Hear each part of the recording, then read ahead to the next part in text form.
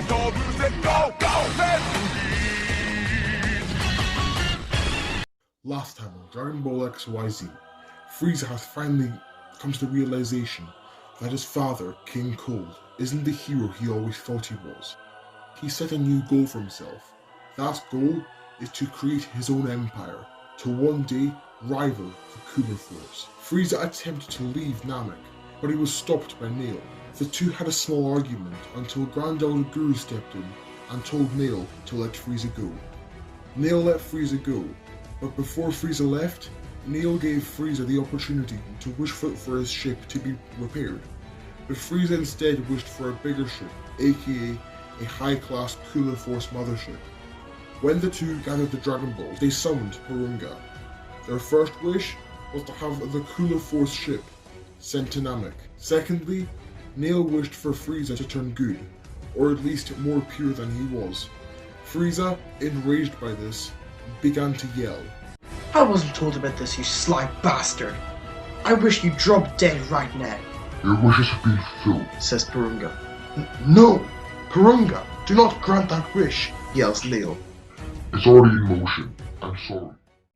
And with that was the end of Nail. After the Dragon Balls scattered and disappeared, Frieza began to, for the first time in his life, feel regret. What will Frieza do? We will get into that later on in today's episode of Dragon Ball XYZ. But for now, let's focus on Bardock and his family. So let's get right into it, shall we?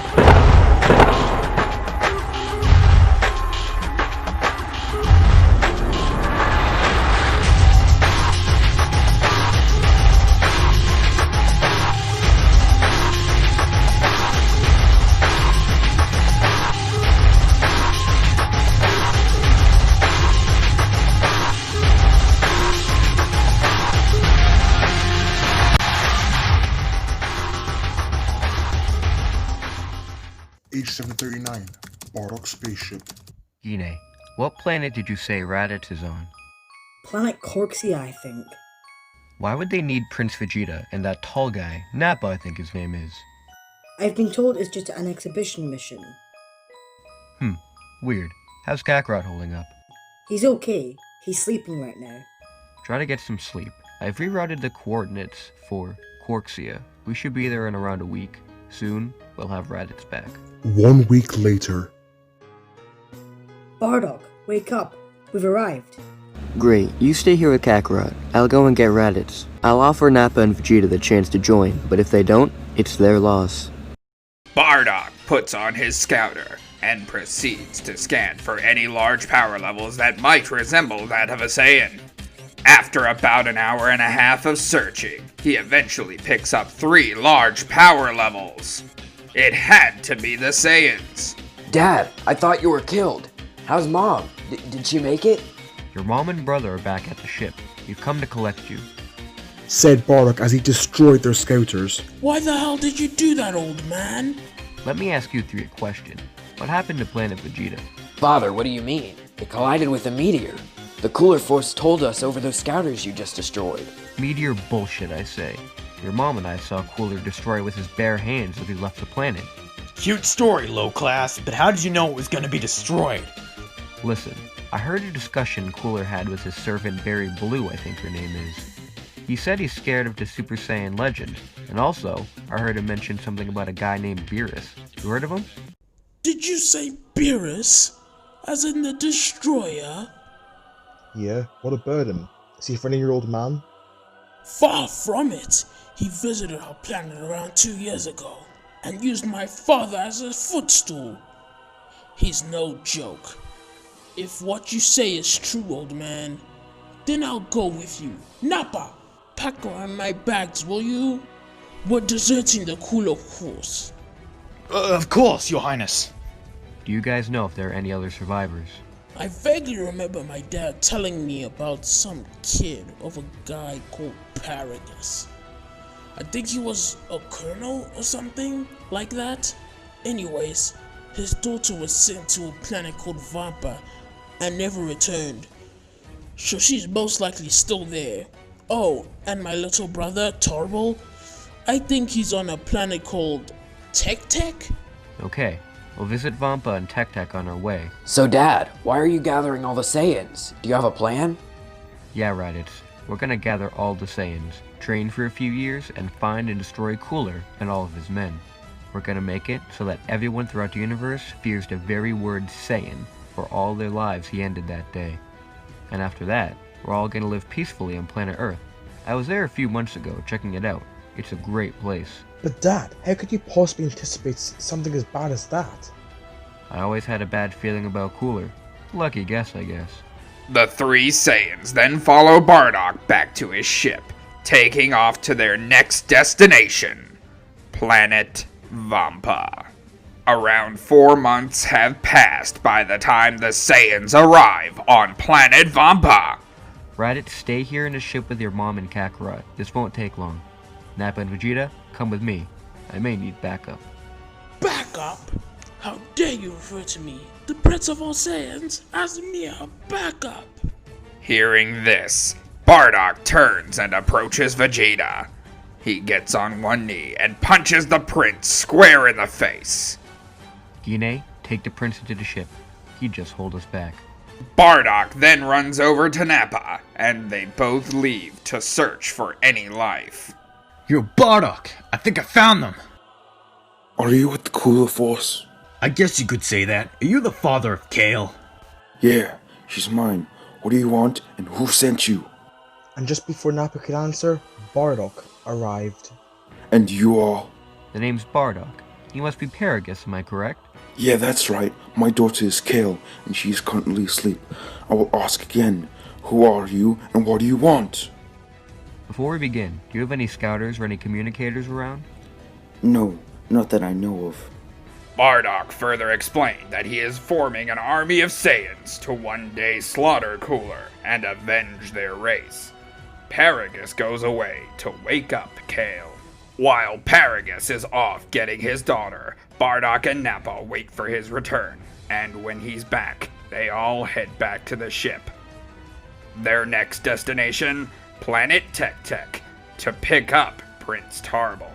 They need all the Saiyans they can find. During the 3-month trip, the Saiyans get to know one another.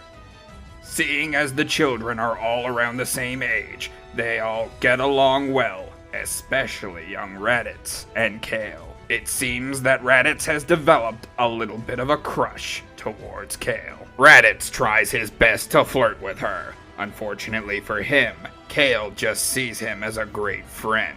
Luckily for the Saiyans, Bardock and Gine pack tons of food, along with Vegeta and Nappa's rations and Paragus' scraps from Vampa. The Saiyans have plenty of nourishment for their journey.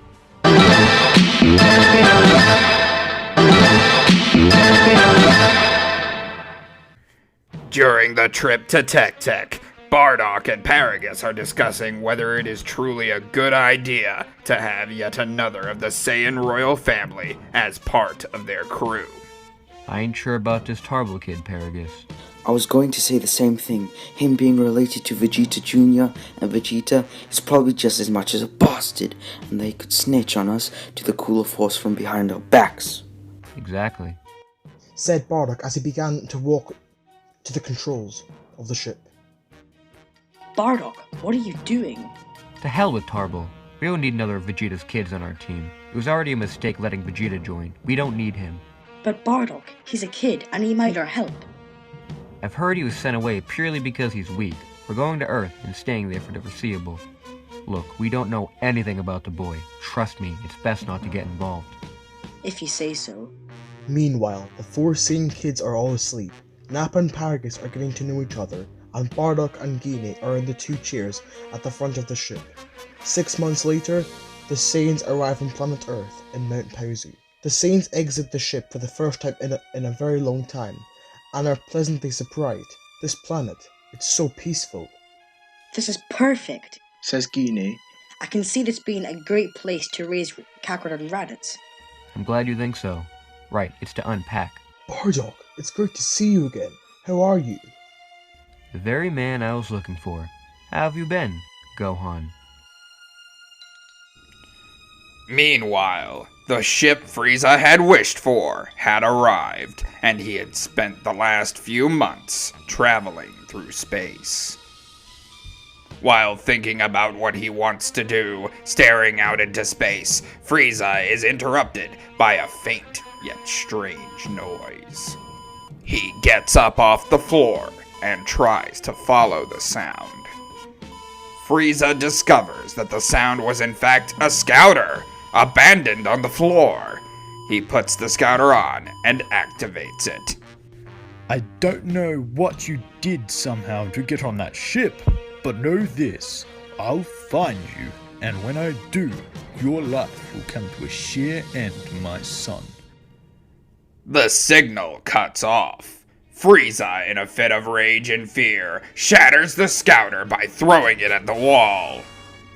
He began to panic. How could he have been so stupid? Of course this would alarm the Cooler Force, but he didn't expect King Cold to find out.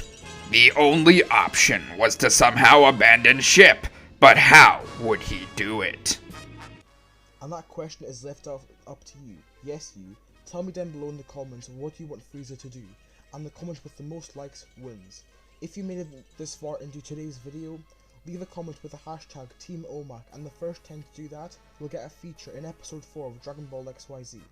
And shout out to those who commented Team Omac on episode 2. Thank you all for the amazing support, and I hope I can continue to entertain you all. Also, huge thank you to Damon, Stevdes, Lytro Storm, Lagging23, Otaku Prince, and MK the DJ for voice acting in today's video. If you haven't already, please go and subscribe to them for making this video possible. And also, be sure to join my Discord server for updates or ideas for future videos. If you enjoyed today's video, please subscribe if you are new, and also like the video to show your support. That's all from me for today. Thanks for watching. Bye for now. Cheers.